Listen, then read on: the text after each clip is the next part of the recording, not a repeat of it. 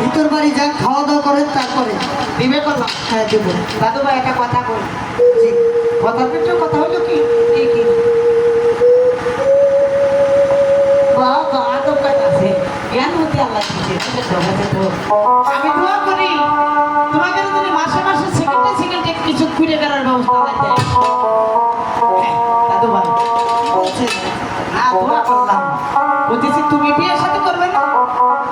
হ্যাঁ, চিন্তা ভাবনা তো আছে।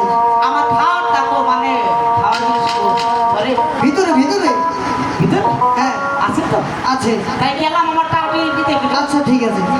দাদু ভাই এই নাতি